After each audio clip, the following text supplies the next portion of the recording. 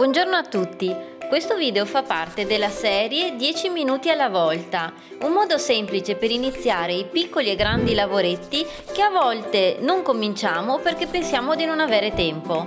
Nell'info box trovate i link agli altri video correlati. Eccoci qui con la seconda puntata dei 10 minuti. Allora, vi sarete procurati un pezzo di stoffa per fare il cappuccio nuovo, se anche voi dovevate fare il lavoro uguale al mio.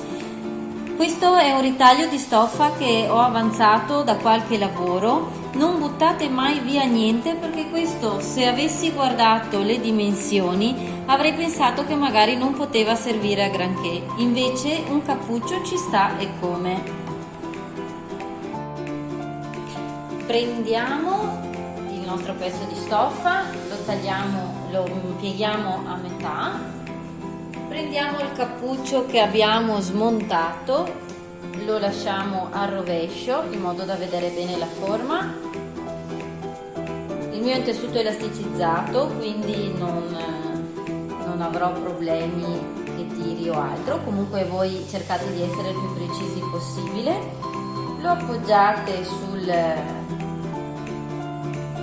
pezzo di stoffa, calcolate un pochino di cuciture. Segnate col gesso il contorno.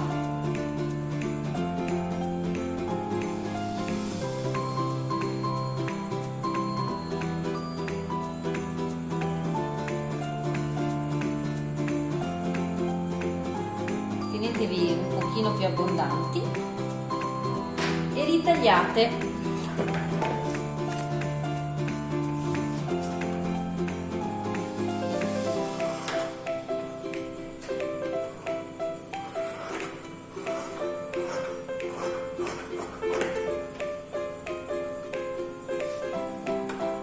Questo sarà il nostro nuovo cappuccio. Non è un lavoro che necessita di una precisione immensa, soprattutto se usate un tessuto morbido e che si adatta. Quindi non andate in cerca di tessuti rigidi, lisci, difficili da lavorare. Prendete un tessuto elasticizzato o comunque morbido che si adatta. Ecco qua. Partiamo quindi cucendo il contorno del cappuccio. Faccio la cucitura all'incirca di 1 centimetro. Mi imposto un punto a zig-zag o comunque adatto a tessuti elastici e procedo.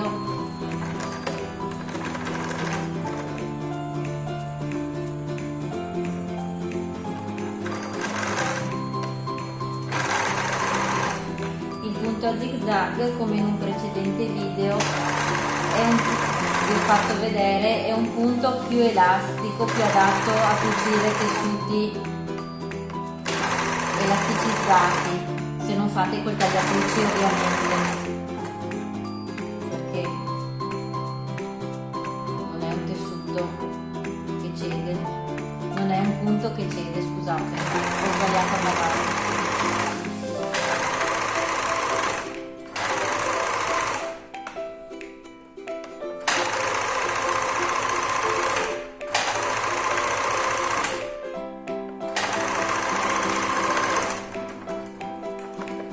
Ecco qua, abbiamo unito il nostro cappuccio.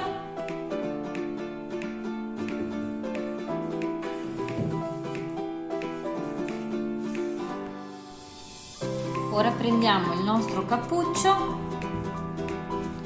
la felpa, e appoggiamo rovescio contro rovescio e appoggiamo il cappuccio che abbiamo appena cucito su quello della felpa.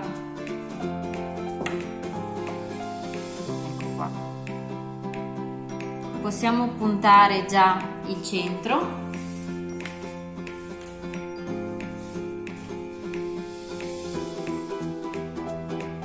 vedete che io l'ho girato in modo che dopo possiamo dare il sottopunto. Tenetelo morbido e vedete dove arriva. Calcolate che il cappuccio deve essere morbido.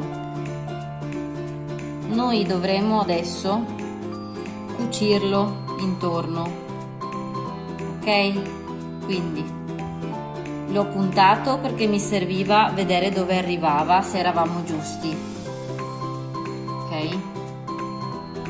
Ma noi adesso diamo una misurata anche nella rotondità, mi sembra abbastanza preciso. Oltretutto vedete che col tessuto elastico è molto meglio. Controlliamo se anche la misura qua dello scalfo del collo corrisponde. Io direi proprio di sì. Quindi togliamo lo spillo che ci siamo messi prima e partiamo a cucire. Da dove partiamo a cucire? Da dove inizia il cappuccio, lasciando il centimetro di cucitura che ci serve per dopo fare il sottopunto, e uniamo.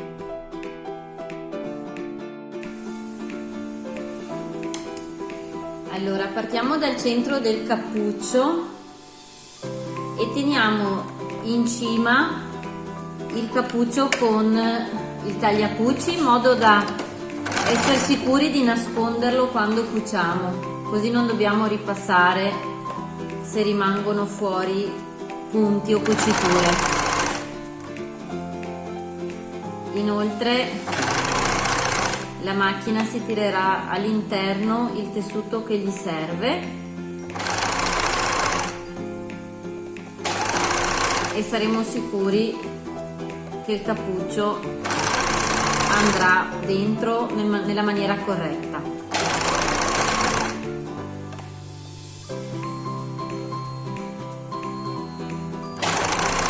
Arriviamo in fondo.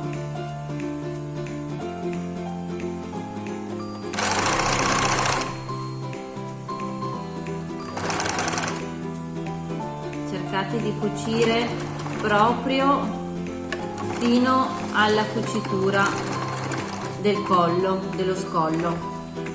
Ecco qua. Cucite dall'altra parte. Facendolo dall'altra parte, o ve lo puntate con degli spilli o cercate di farlo andare dentro giusto il più possibile. Non è difficile, ma se non siete pratici vi consiglio di puntarvelo.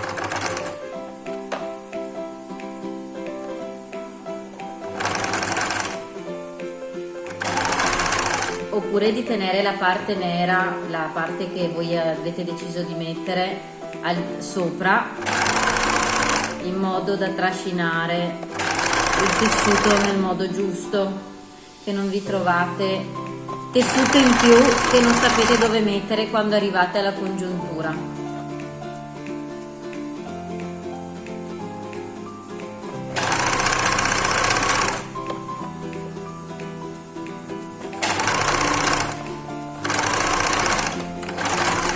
Ecco qua. Tagliate i fili. Ormai manca un minuto, quindi per oggi direi di concludere qui. A differenza dell'altro video dove stavamo facendo un lavoro e non aveva senso interromperlo e quindi avevamo prolungato il cronometro di qualche minuto. Ricordate sempre, siete voi a decidere. I 10 minuti sono solo un'indicazione di base. Vi ricordo di iscrivervi al canale e commentare il video. Il vostro feedback è molto importante per creare contenuti sempre più vicini alle vostre esigenze. Se vuoi essere avvisato ogni volta che esce un nuovo video, ricordati di attivare la campanella.